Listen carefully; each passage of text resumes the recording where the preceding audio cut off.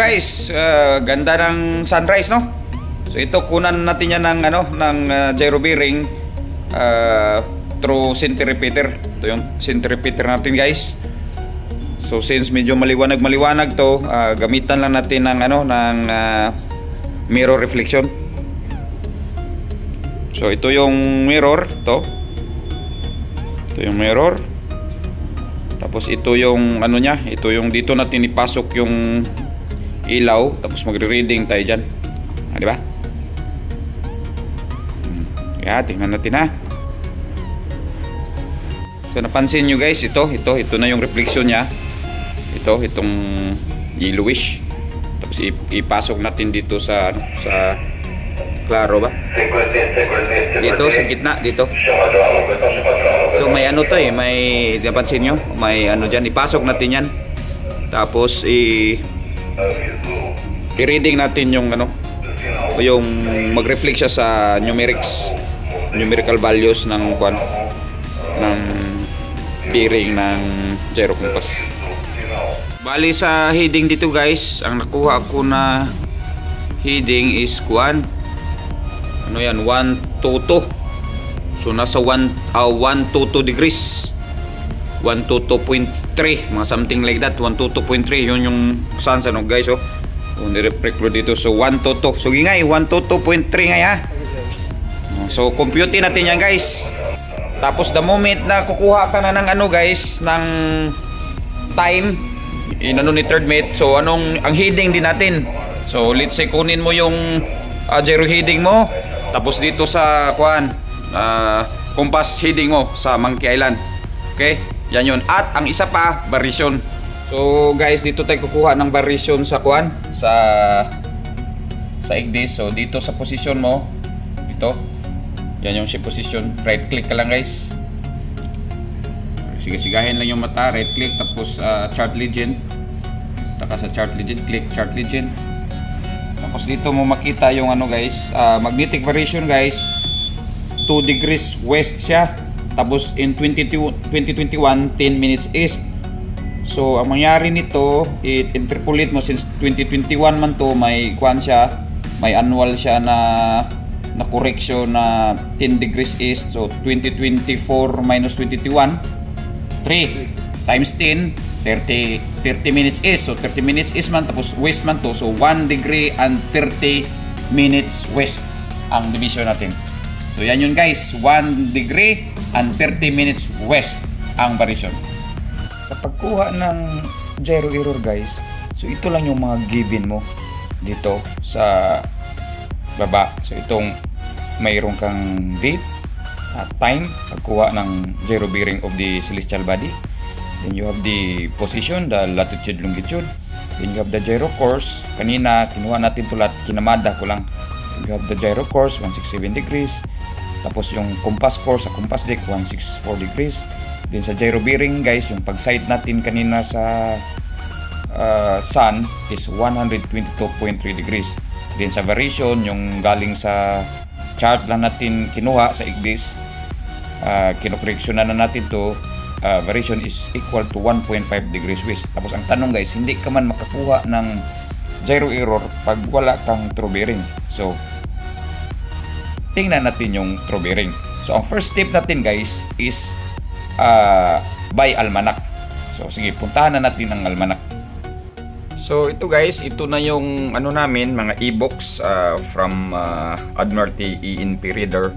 So inano ko na to, inopen. Ito yung nautical almanac namin 2024. Ito, nautical almanac 2024. Tapos kunin natin yung GHE ng sun at declination. Tingnan natin kung anong makuha natin sa almanac. So yan yung almanac mo. Suppose yung pizza ngayon is December 22. Tapos yung oras is 08:06:35. So December 22, no? So silip tayo saan yung December 22. Kunin natin yung GHE ng sun, guys. I-scroll natin, talagang actual talaga to, guys. So anong page yun kanina? Dito, malapit na natin, ha? Wala kasi tayong kamerangan. Ano yan? Okay, Okay, ito guys, so December 2021. So ito December 20, you have 21, tapos sa baba yung 22. Electronic na kasi guys, mas maganda sana yung hard copy, medyo mano. Tapos dito guys, sa 22, ang oras natin is 08:06:35. So dito tayo sa 08. Ano ko lang sa baba guys, ito guys. So sa 08 guys, this is December 22, 08 hours daw. So 08, 300 degrees, yung GHC nito at 300 degrees and 19.3 minutes. Yan yung GHC of the sun. Tapos yung declination niya guys is 23 degrees, 26.1 south. No? Kasi kailanganin natin yan mamaya pag punta natin ng ABC table, sa Norris table. So ito yung first hilira is GHA, tapos yung declination ng sun. Kasi sun man yan. Tingnan natin yung sa tasa para makahalaw. Ito ba? Napansin nyo? Ito yung sun. So dito lang tayo nakulom. Dito lang tayo nakulom. Sun, GHA, tapos declination. Dito banda, iba na yan. Muna yan dito. So ito lang ha. So balikan natin 22 ng 08. So ito 300 degrees, 19.3. Tapos 23 degrees, 26.1 south ang declination. Tapos tingnan natin yung correction ng ng declination. Normally meron pero minimal lang to guys. Hindi na masyadong importante ito. See? Yung correction ng declination, D equals 0.0, so it's nothing. Nil siya. So ngayon guys, isulat na natin sa papel yung GHA. Tapos meron pa pala yung increments. So hours man to. So punta tayo sa 06 minutes and 35 seconds. So saan yan? Tingnan natin ha. Tingnan natin ang increments yan. So ano lang kaya, be patient lang. Para talaga to, live na live. Actual talaga. Kita ko na yung page kanina. So ito hanapin nyo lang. So ito guys, so 6 minutes daw and 35 seconds. So ito 6 minutes. Ito guys 6 minutes tapos 35 seconds. So baba tayo. Baba. Ito na guys. So 35 seconds. So ang natin guys, ang increments is 1 degree and 38.8 minutes. So i-plus natin yun sa GHA of the sun kanina. Ito kasi hours man lang yung nakuha natin sa GHC sun sa taas. Tapos yung increments niya, yung minutes, seconds dito. So 6 minutes and 35 seconds is 1 degree and 38.8 minutes. Tapos computein natin yung LHA niya guys. Yung mawagang calculation ko guys. So ang first natin, way of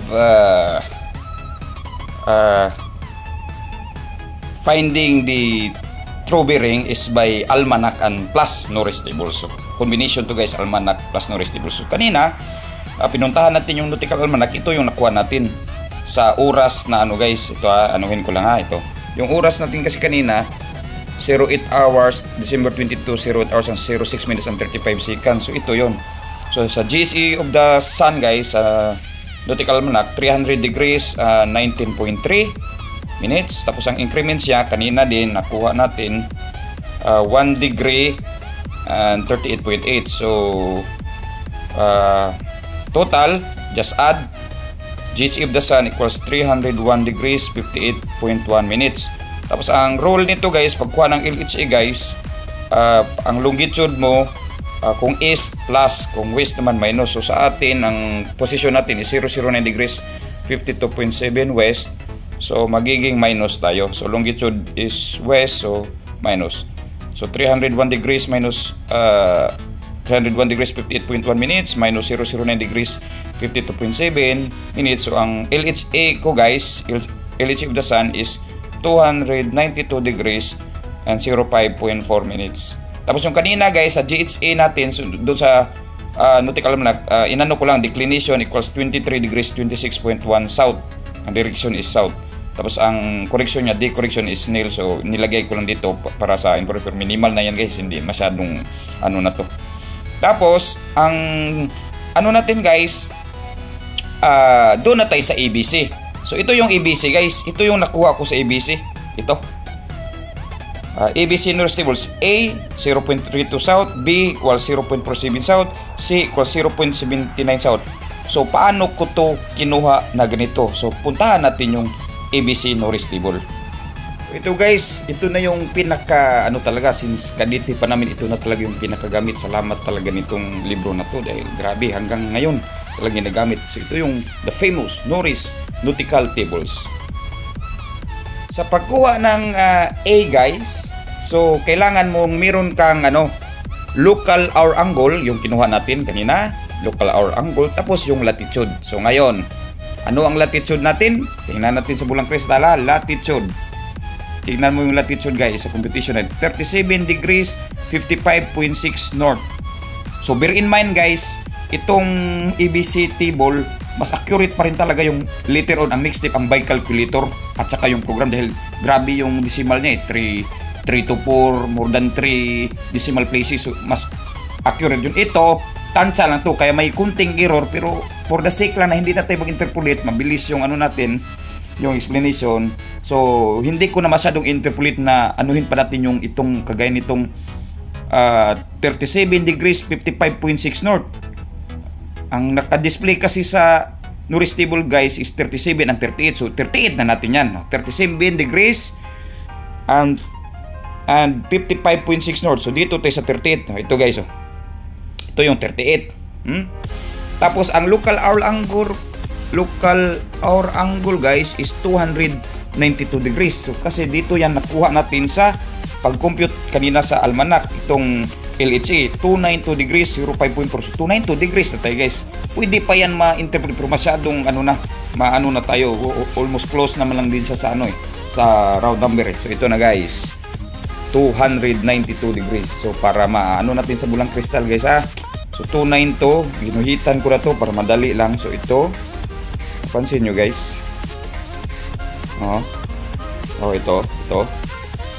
ito yung 38 degrees na ano, klaro, ito yung latitude, 38 degrees latitude. So i-ano mo guys, parang multiplication table lang guys. Tapos ito yung ano dito, ito yung LHA, kita mo yan, 292 degrees. So bayan natin guys. So ang ano natin guys, so hindi na tayo mag-interpolate. So kunin na natin tong 0.32. Pero actually 0.31 something pag 3 decimal places kasi. So for the sake lang na pass yung ano natin, mabilis yung explanation natin. So kunin natin to 0.32. So ito lang, kaya yung A ko guys is 0.32. Ito. So A equals 0.32 south. Paano natin kinuha yung ano guys, yung ang ano nito, ang unit, ang ano niya, direksyon sa A. So dito lang din sa baba, makita mo dito sa baba guys, ito. Name opposite to the latitude. Opposite to latitude daw guys, except when the local hour angle is between 90 and 270. Sa case natin guys, ang local hour angle natin is 292 beyond, hindi dito, wala dito sa between. So dito tayo sa bulang kristal, name opposite to the latitude. So anong opposite ng south guys? O ng north, kasi north man tayo, itong position natin 37 degrees 55.6 north. So anong opposite ng north? Automatic guys, south. So ito na. So A equals 0.32 south. So punta naman tayo sa B. Paano ko kinuha yung 0.47 south? Guys, sa kabila ng table A guys, meron din ditong ano, meron ditong table B, corresponding to table B. So same pa rin guys, you have the local hour angle, the 292 degrees kanina, lumbay-lumbay lang yan guys, ganito. Tapos yung declination natin guys, yung galing sa almanac, ito yung sabi ko kanina, yung katabi ng GHA, ito, declination equals 23 degrees 26.1 south. I-round off lang natin dyan guys ng 23 degrees tapos 30 degrees para madali ano natin, ma-compute yung B. Sige, balik tayo dito. Ito na guys, okay, 292 degrees guys, yan. So anong reading nga guys? So 23 degrees man ang 30 minutes, so between 23 and 24.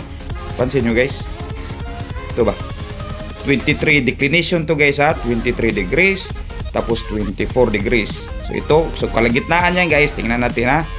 So 0.46 man, tapos 0.48, ano mang gitna ng 0.46 tsaka 0.48? So 0.47 automatic. So ito, kaya ito yung sagot ko guys. Ito, 0.47 south. Tapos ano ang direksyon? Saan kinukuha guys? Balik ka na naman dito sa Norris table. Ang sinabi ng Bulang Kristal, always name the same as the declination. So ang declination niya guys is 23 degrees, 26.1 south. So mangyari south din siya. Oh, south. So ngayon, ang pagkuha ng C guys, paano ko kinuha yung C? Oh, bakit na 0.79 south? Oh, tingnan natin. So dito guys, ang sabi dito, ito yung C ha, table C ito guys, table C. So ito, bakit ito guys, balikan natin konti ha. ABC Norris table C, bakit plinas ko tapos ang direction is south? So dito lang yan guys, sa baba na naman. Sabi dito, if A and B have the same name, which is south man sila guys, so C equals A plus B daw. Tapos ang C takes the name of A and B, so automatic kay south lahat guys. So yan o ka to. So A equals 0.32 south, B equals 0.47 south. So C, ano man, A and B have the same name, so C takes the name of A and B, so plus 0.79 south. So ito na yung pinaka-crucial ngayon guys. Paano natin makuha yung true bearing? By means dito. So 0.79 ka man guys. Ito minarkahan ko na 0.79. Ito ha. Tapos yung latitude natin guys, yung latitude natin, ano man yun, ulitin natin na 37 degrees 55.0. So nasa 38 degrees guys. So dito ka, dito. Kasi ang gilid nito guys, latitude man, no? Latitude. So yan yun, 38 degrees. Ganyan lang, 38 degrees ka. Saan ba na ito ha? Sigasigahin nyo lang yung mata mo kasi medyo ano yung ano natin, yung video ka, pero 28.8. So ito guys, ito minarkahan ko na 58.1. So 0.79, ito yung value ng C guys, 0.79. Okay, parang table lang din, ano, parang multiplication table. So 58.1 ang value ng Z, 58.1. Pero paano natin makuha yung true bearing guys? So meron na tayong C. Ito kita ko sa inyo. So napansin nyo guys, 58.1 daw, 58.1 ha, ang Z. Tapos meron dito, sir, saan mo man kinuha yung south tsaka east nito guys? So meron din dito sa Norris table, dito sa baba na naman, nandito. The azimuth is north or south depending on the name of C daw. Oh, the azimuth is north or south depending on the name of C. Yung C natin guys, south yun, klaro yun, south. Ang A, B, C, south, parehas. So C natin south. Tapos ang sabi to sa east or west depending on the value of the LHA. LHA daw. So sabi dito sa Bulang Kristal, if the LHA is between 180 degrees and 360 degrees east. If the LHA is between 0 degrees and 180 degrees west. So ang LHA natin guys, ano mo yung ano natin? LHA. Ang LHA natin guys, ano yung competition natin? Ito, 292 degrees. So bakit nag-east siya guys? Nag-east. Kasi guys, 292 man, no? Between 180 and 360. Di ba? Between 180 and 360. Kaya, ano siya? Kaya east siya, oh. East, if the LHA is between 180 degrees and 360 degrees. So, kaya, kinuha ako dito guys, itong azimuth equals south 51.1 east. Pero paano natin makuha talaga yung bearing? Ito yung ano guys, ito yung interpretation yan guys. So galing ka daw sa south, papunta ka dito guys, 58.1 yan. Tapos paano mo makuha itong angle between north to ano, yung true azimuth? Ito, north to azimuth. So ang style niya guys, itong north to south 180 degrees man to guys. Always man yan. Yung roll of the kuan ba, yung angle ba? Itong right angle 90. So itong north east 90, east south 90, so 180. Ito north and south, no? 180. So 180 degrees minus 58.1 guys. Ang ano guys, ang true azimuth mo guys, true bearing is 121.9 degrees true. So yun lang guys ang pagkuha ng table. Pero may error to konti guys, makita nyo. Kasi ang sa program nito na check ko kanina 1 to 1.7, may 0.2 siya na difference. Bakit? Kasi ang inano natin guys, para hindi kayo malito, bakit mali, iba-iba yung sagot mo sir. Kasi itong A and B guys, di-double ko lang guys, double 2-digit decimal places. Ito 0.32, pero sa calculation ko sa ano guys, sa calculator, triple digit natin para makuha talaga natin yung ano, yung bilang most accurate. Yan lang yung one way of computing the true bearing of the celestial body. Sa case natin, sun. So, punta na tayo sa part 2 para hindi na tayo umaano na yung ano natin, yung oras. Kung another way of computing, medyo accurate din to siya guys. Pero kailangan mo may scientific calculator. So sa college days, gamit din to. So ito lang guys. So ABC method pa rin.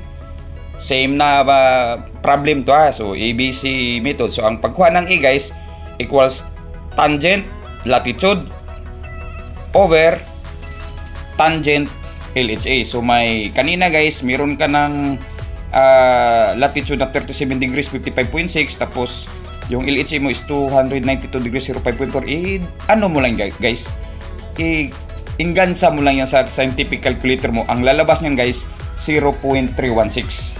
Tapos ang direction doon pa rin sa A guys, yung kanina sa sa Norris table. So south pa rin yan. Hindi na natin explain na natin yung sa first na way of computing the true bearing. So ganun din sa B guys. So sa B mayroon kang tan declination divided by sine LHA. So yung declination is 23 degrees 26.1, tapos yung LHA is sine 292 degrees 05.4. So pag ingansa mo naman yan sa sa scientific calculator, ang lalabas niya is 0.467 south. Remember guys, naggamit ako ng ng 3 decimal places. So sa kanina sa B, kung maano mo yung sa B, ko lang yung kanina yung first kanina, napansin mo ito ba? Bali 2 decimal places, so 0.32. Ang ngayon sa scientific calculator ginamitan ko ng 0.316. Ang B 0.467. So sila lang din. Pero for the sake lang na medyo talaga coincide tong program tsaka calculator, ito talaga yung most accurate kasi minsan mag-interpolate ka pa sa table. So ngayon guys 0.467 south. So again, ang pagkuha ng C, so i-add mo lang guys dahil yung sabi na naman dun sa Norris table is same name sila. Equals takes the name, C will take the name of A and B, so south. So add ka, so 0.783 south guys. So ngayon, paano magkuha ng C guys? Ito yung formula guys. Cotangent Z Zulu, ito yung azimuth, equals C, narang C guys, times cosine latitude. So kung anuhin mo guys, kung sundan mo lang yung calculator, ito 0.783 times cosine 37 degrees 55.6 equals x to the power minus 1 equals shift tan. Ang lalabas guys is 58.299. Tapos i-round up lang natin 58.3. Tingnan natin guys, i-calculator natin para makita nyo talaga. So ito na guys yung calculator natin. So i-calculator natin para makita talaga. So 0.783. Sigahin nyo lang yung mata nyo guys ha. 0.3 times cosine cosine latitude, so 37 degrees 55.6 minutes, tapos equals ito guys, equals equals, tapos x, ito x to the power negative 1, ito pindot daw, tapos equals na naman, tapos shift, ito shift, tapos tan, ito guys tan equals, tingnan natin itong labas, so 58.299 guys. Ito yung sagot ko, 58.299. Tapos yung i-round up ko lang na yan guys ng 58.3 degrees, no? So saan ang S nito? Sa value ng C, sa direksyon ng C. Tapos ang itong S naman, yung kanina sa table, sa Norris table na pagsabing ano daw, if the LHC is between 180 degrees and 360 degrees, in our case is in between tayo, so east, so south east. Tapos balik ka naman dito guys, ito, so from north to south, this is 180 degrees, so itong 58.3 south daw to east, ganyan, no? South to east. So ito 58.3, so 180 degrees, ito minus 58.3 equals 1 to 1.7 degrees true. So napansin nyo guys, sa calculator guys, 1 to 1.7 degrees. So dito sa table guys is 1 to 1.9 degrees. Ito. Oh, di ba? 1 to 1.7 sa calculator. Ito sa table kasi by 2 ano lang tayo eh. Sa table kasi by 2 decimal places. So ito talaga yung medyo the best kasi talagang calculator. Sa program guys, ganun din ito. Magkatugma to sila ng 1 to 1.7 degrees true. Mamaya ipakita natin sa program lang. Ito sa akin guys, so subukan natin itong app na to. Ito yung ginagamit namin dito. So app nang download ka naman sa Play Store. Lalo na sa mga estudyante na wala pang mga means of kanang mga copy paste na mga program. So ito pwede. So punta ka dito sa Nautical Almanac guys. Yan yun. Tapos i-enter natin yung posisyon. Yung posisyon natin guys is 37. Sundan nyo lang ako. Tapos latitude is 55.6 north. Okay na yan. Tapos longitude is 009 degrees. Then 52.7 west. So west to siya guys. West na yan. Tapos kinuha natin siya ng December 22. So ngayon to December 22, 2024. Tapos yung UTC kanina umaga to is UTC is 08 06 then 35 seconds. So yan yun guys, yung true bearing nya guys, itong azimuth is 1 to 1.74. So 1 to 1.7 yung true bearing ng sun. Sa program nyo guys, so ang importante naman is to get the true bearing. Tapos i-compute na natin kasi meron natin mga data. Ito lang naman importante, yung true bearing. After makuha na natin yung true bearing guys, so tatlong paraan yun. Pili ka na lang kung saan yung hiyang mo. So it's time na to get the gyro error, kung ano yung gyro error natin. So ito yung given natin, yung simulat sa pool talaga. Kinuha natin yung mga necessary data. So ngayon, ito yung computation, how to compute for gyro error. So itong gyro bearing guys, ito yung sinight natin to the sun. Tapos itong true bearing guys, yung tatlong paraan paano natin kinompute, no? By nautical almanac, Norris table, by calculator, or by yung program mo. So 1 to 1.7. So applying ka dito guys, compass based error west is, since ano man to, gyro compass tsaka true.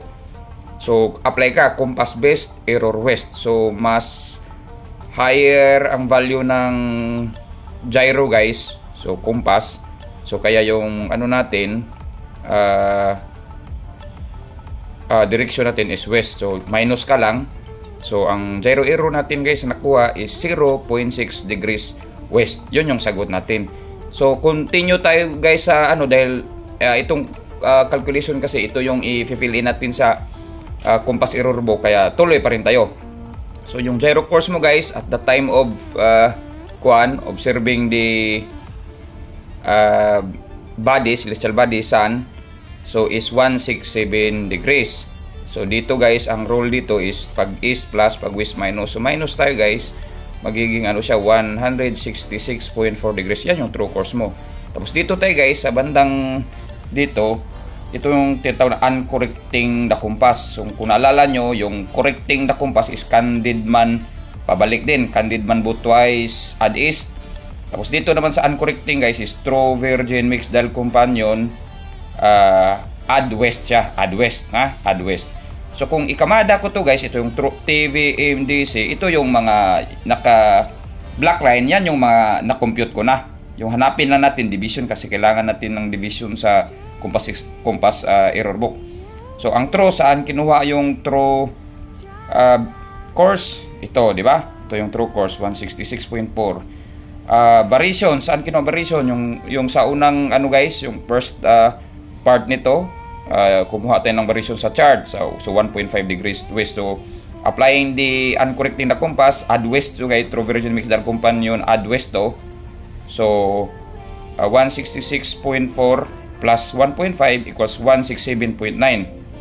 Ngayon, ang pag-compute ng division guys sa akin dito, iba, may pamaraan din na iba yung kung kuha ka mo ng compass error, pero ito lang basihan ko muna.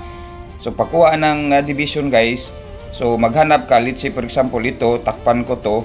So maghanap ka ng numero guys na ang given mo is 167.9, yung magnetic, tapos yung compass mo is 164. So maghanap ka ng numero na maging 164 to. So napansin mo guys, ang formula na ginamit is minus, no? Minus, so 167.9 naging mababa sa 164.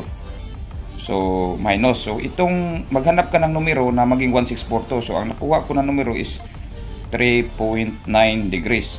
So since minus man ang ano nito guys, ang direction, kaya east yung ano ko dahil ano man, true virgin mix dal companion, add west man. So nag minus man tayo dito.